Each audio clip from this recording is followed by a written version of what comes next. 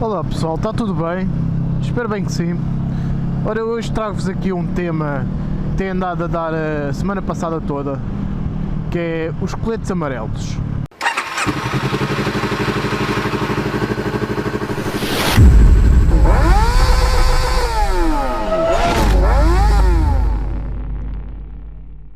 Quem não sabe quem são os coletes amarelos, isto teve origem em Paris. A população não gostou e não concorda com a governação do Macron, foram para a rua protestar. E o porquê do nome dos coletes amarelos? Porque eles tinham de facto coletes amarelos, aqueles coletes fluorescentes vestidos, e pronto. E protestaram porquê? A maior parte do pessoal diz, é pelo aumento dos combustíveis, não sei. Sim, é uma parte disso também. Isso é uma das principais. Mas se vocês forem pesquisar mais profundamente, veem que não é só isso. Então, e na realidade, o que é que querem os coletes amarelos?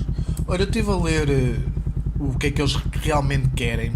Pá, são imensas coisas e o que eu estive a ver no site nem estão todas. Eu vou ler todas os que estão aqui, não são muitos, mas eu vou ler todos e assim vocês ficam já a saber. Ora, e depois vou dando a minha opinião. Acabar com os sem-abrigo urgentemente.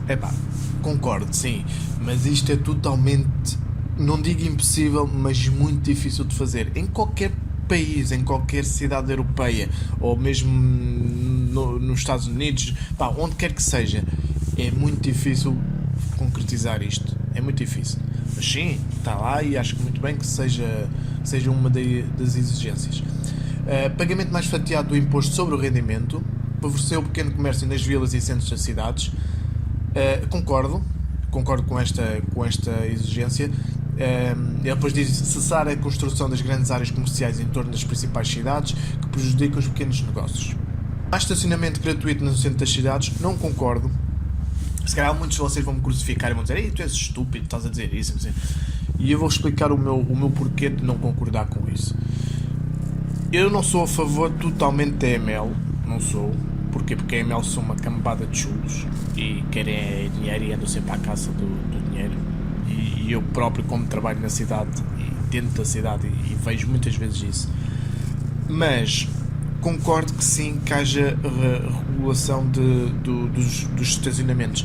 Porque imaginem, o estacionamento é pago dentro de Lisboa e já muito bem pago, atenção, que é muito caro. E mesmo assim, está cheio. Os parques estão cheios. Agora imaginem ser gratuito.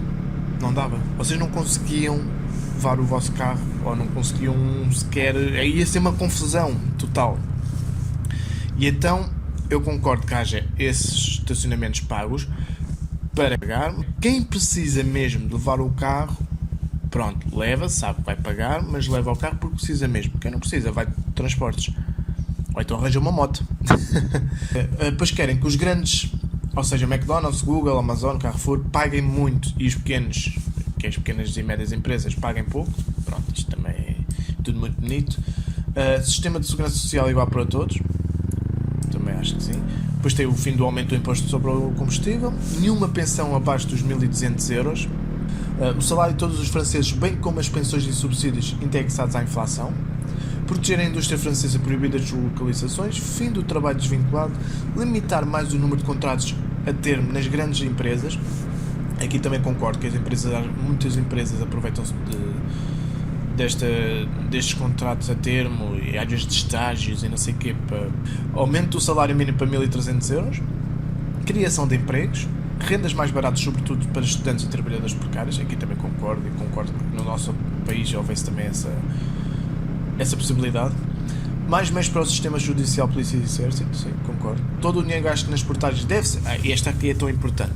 Todo o dinheiro gasto nas portagens deve ser investido na manutenção e desenvolvimento das estradas. Vocês não sei se leram há uns tempos uma notícia que a Ponte 25 de Abril precisava de obras. Quem é que injetou o dinheiro para essas obras? O Governo, ou seja, nós, contribuintes. Porquê é que não foram buscar o dinheiro das portagens que todos os dias lá gastamos para arranjar a ponte? Como o preço do gás e da eletricidade aumentou desde que o sector foi privatizado, pede-se a nacionalização e a redução dos preços, mais meios para a psiquiatria, incluir o referendo da Constituição e consulta mais frequente do povo a nível nacional e regional, voltar ao mandato presidencial de 7 anos, idade da reforma a partir dos 60 anos para todos os trabalhadores com trabalho físico a partir dos 55, fim do imposto retido na fonte e fim do subsídio vitalício dos presidentes. E eu aqui, neste último, eu não falo só dos presidentes, eu falava de toda a gente que está na Assembleia, Primeiro-Ministro, deputados, Presidente da Assembleia, e depois nem só isso, eu acho que deveria haver um limite da pensão e da reforma, pá, porque imagina, vocês têm bancários a receberem 100 mil euros, pá, de reforma ou de pensão, que seja, é demasiado, é muito, e tem políticos a receber umas grandes quantidades que não percebem. Portanto, devia haver ali um limite ou uma coisa mais de igual. E pronto, estas são umas das exigências dos coletes amarelos, e vocês ficam já a saber o porquê deste protesto todo deles. Isto tudo porquê? Ora, eu não sou nenhum revolucionário, não sou, nem tenciono ser, mas a verdade é que nós, em Portugal, temos dos combustíveis mais caros da Europa. E se vocês forem a ver, o nosso ordenado mínimo, comparado à restante Europa, é minúsculo, certo? Isso, toda a gente sabe isso. E então o porquê deste vídeo? Este vídeo é um bocado para abrir os olhos a vocês, até a mim mesmo, que eu não tinha bem a noção disso. Eles estão a prestar porque 64% do preço da gasolina são impostos. Atenção, 64%. Vocês sabem quanto é que é em Portugal? São 63% de impostos sobre a gasolina, sobre o preço da gasolina. Agora imaginem, eles só têm mais 1% que nós e recebem bem mais do que nós. E eu vou-vos explicar detalhadamente o que é que nós pagamos pela gasolina sempre que metemos. Está bem? Vocês, por cada litro de gasolina, ao preço de 1,481, nós pagamos 65,9 cêntimos de ISP, 27,7 cêntimos de IVA, 36,6 cêntimos de gasolina, 2,9 cêntimos de biocombustível e 14,9 cêntimos de custos com armazenagem, distribuição e comercialização. Estão a ver?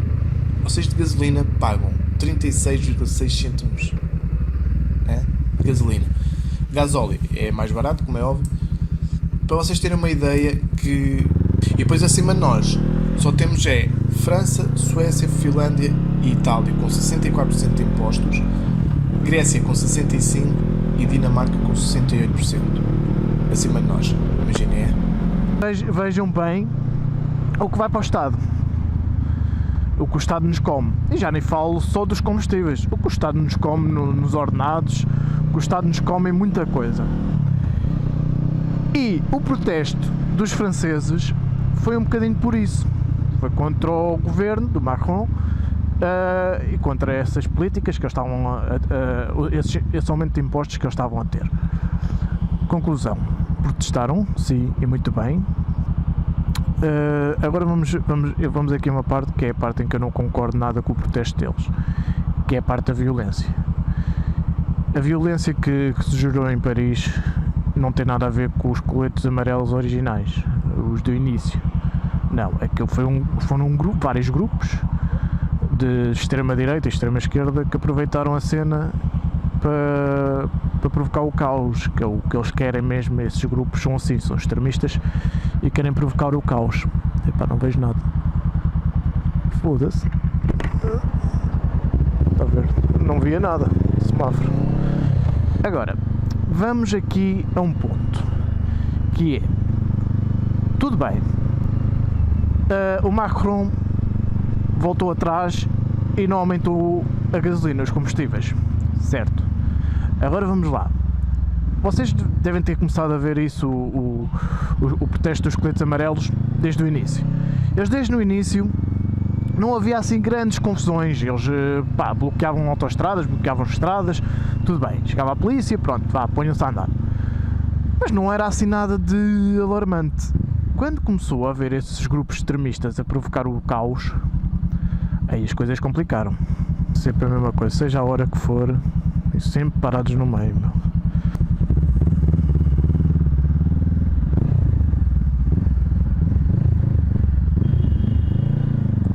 Sempre parados no meio. Pronto, conclusão. Isto porquê? E eu estou a tocar neste ponto porquê? Vamos supor que os grupos extremistas não tinham entrado na cena e que os protestos tinham feito calmamente, como tinha acontecido, até eles começarem a provocar o caos. Será que o Macron tinha voltado atrás com isto? Será? Pois, aí deixa-me a pensar. Mas também quem sou eu para comentar isso, né? Não sei muito bem da coisa. Mas vamos supor que nós fazíamos aqui uma coisa parecida em Portugal. Que o pessoal juntava-se, protestava. Pessoal, eu concordo que se faça protestos. Não sejamos anjinhos. Não é comer e calar e andar aqui a levar no rabito. Não.